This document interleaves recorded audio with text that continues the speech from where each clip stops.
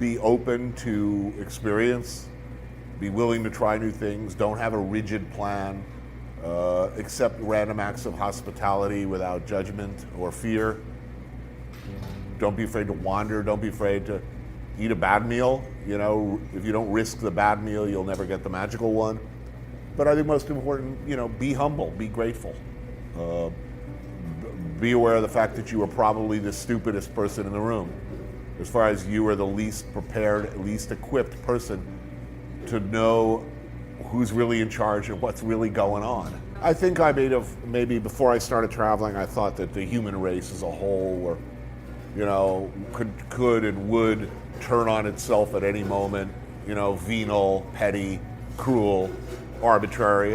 And it's true that all of those things exist in this world, but I meet mostly pretty nice people doing the best they can, often under very, very difficult conditions. I met a lot of very nice people who've done very, very bad things that conflict with my deeply held conceptions of justice, or sexual equality, or acceptable practice, or religious views. A lot of gray areas in travel. But I think that on balance, the world is filled with people doing the best they can, you know, who love their kids and, you know, would like to, you know, put on a clean shirt every morning and live their lives with a little dignity and have access to food and water, hope, just like everybody else. Uninhibited creative freedom is something that I've been incredibly fortunate to have for the better part of my entire television career. Unlike anyone else I know of in television, I've been free to do whatever I want, to make the shows I want, anywhere I want, with whom I want, in any style I want. So at first I don't know any other way, and by now I won't have it any other way. Life is good. Why settle for less? And by the same token, when you're given that much freedom and you have essentially no interference and nothing but support behind you, what you don't want to do is get lazy and bored and sloppy. To me, I'd much rather not make TV at all, or make even unsuccessful TV, than make competent television. You know, it's very easy to make a conventional travel or food show at this point. It's like shooting porn. It's the same shot sequence and the same sort of limited terminology. You know how all of the little pieces work, where you have to start and where you have to end. I detest competent, workmanlike storytelling, and I'm always very, you know, the times that we do that, I'm very unhappy with that. I'd rather fail. No, I've been fired many times. In my cooking career, I've been fired a number of times. I was not a particularly good chef. I had a lot of problems at various points of my career with narcotics. I was very deservedly fired on a number of occasions. But I mean, if you're talking about failure,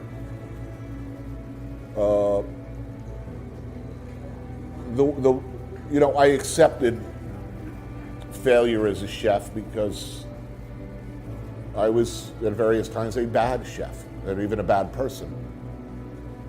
These days, if I fail, it's because I tried to do something and did not succeed, or I just was not able to do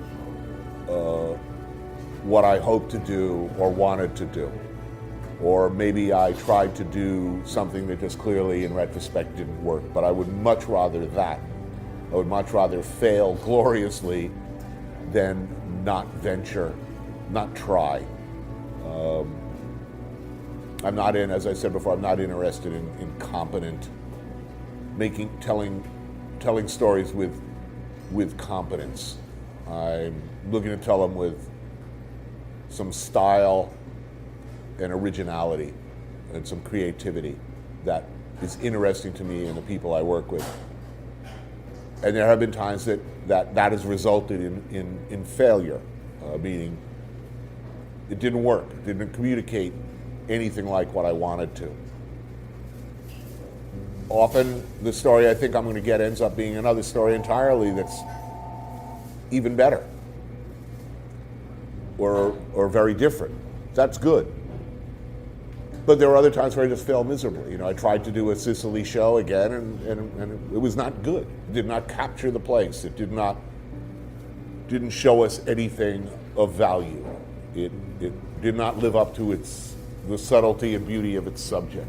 And then there are shows where some people are just going to hate it. They just don't like the style. They think it's self-indulgent. They don't get it. But that's the kind of failure I like. A powerful reaction one way or the other is infinitely preferable to me than pleasing everybody. If I walk in a room where everybody agrees with me, I find that frightening and dismaying and boring as fuck. My answer to that question stems from my history as an addict. A lot of other addicts looked in the mirror every day and did not see somebody worth saving. Even at my worst, there was a level of vanity, I guess. I looked in the mirror and saw somebody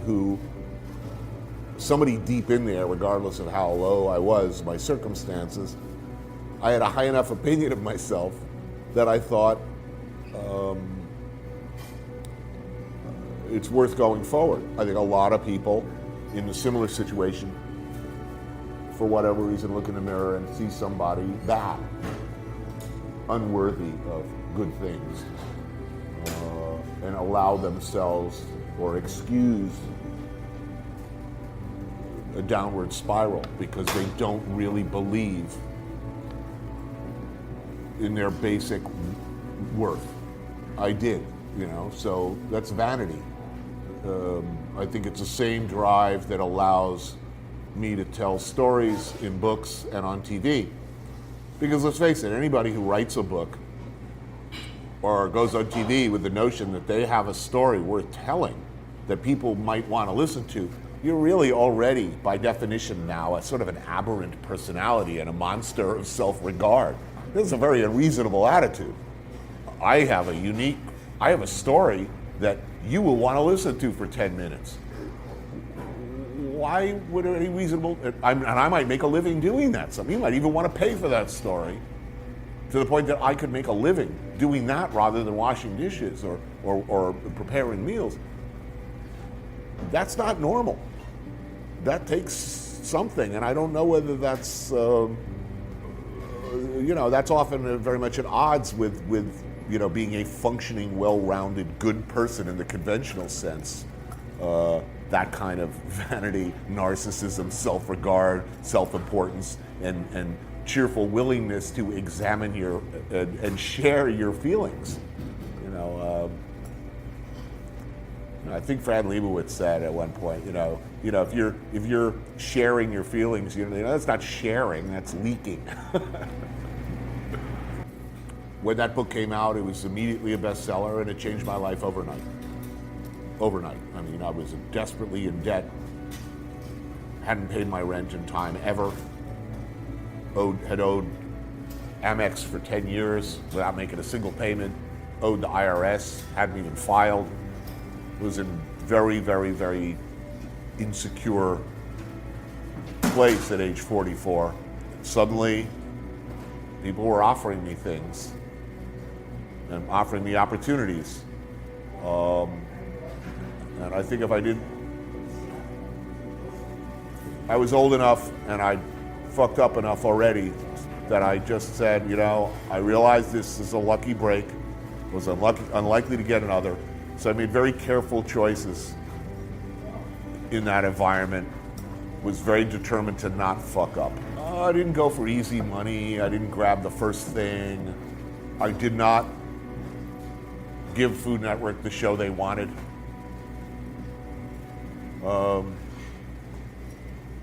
And I said no a lot to what seemed like a lot of money. Well, look, what's good for you in the short run is not necessarily good for you in the long run. you're starting out as a writer, you've written one book, and you got a TV show, and somebody offers you $1 million to, represent an anti-diarrhea medication. Well, that's a lot of money in the short run, but you're always going to be that guy with the shits. I'm admittedly, I have very contradictory impulses here. I'm old school in a lot of ways. I think you should at least know how to make a beef bourguignon correctly according to the original recipe. To the degree that anything can be authentic, you should know how to, some dishes, to me, like a cacio e pepe or traditional Italian pastas, I get really pissy if people riff on them. You put chicken in a carbonara, you lost me. It's unforgivable sin against God. But on the other hand, there are guys that came out of blues and R&B who turned out to be Jimi Hendrix. There are people who can riff on and improvise on classics and create whole new wonderful worlds. And what is authentic is mostly meaningless anyway. I mean, the tomato is not authentic Italian. I mean, it came from the New World. Chinese food is always evolving, so it's protective and instinctively hostile to new as I can be. I know too many really creative chefs, and I understand the changing world. Is it pleasurable, I guess, is the benchmark for me. If you're gonna mess with a classic, are you making something more dazzling that says, look at me and how smart I am? Or are you in some way improving it? Is it pleasurable? Is a chicken Caesar more pleasurable than a plain Caesar? I think not. I think the chicken takes away, but that's my opinion. I'm relentlessly, pathologically punctual. I think that comes from all those years as a chef and more importantly as a cook. If you showed up late as a cook, you're letting your people down in a very tangible way. Somebody else has to physically do the work, do the setup, or you lose the shift, or you get fired. As a chef, cooks who showed up late, who were disorganized, who couldn't keep a lot of stuff going on in their heads, they failed. And when they failed, we all went down with them. So I am a relentlessly, possibly even unhealthily, anal retentive, obsessive compulsive, clean up after when I'm cooking, I'm cleaning up after myself constantly. I keep things organized. I write lists. I keep my schedule up to date. I am never late. And as part of that, if I say to you, I'm going to meet you tomorrow at, 12 minutes after 5 to see John Wick 7, I will be there at, 5:02, hanging out across the street, discreetly observing to see what time you show up. And I'll be making some very important decisions based on your arrival time. It's a curse and a blessing. But I think everything important I ever learned, I learned as a dishwasher and as a cook. You show up on time, you organize, you stay organized, you clean up after yourself, you think about the people you work with, you respect the people you work with, and like I said, you do the best you can.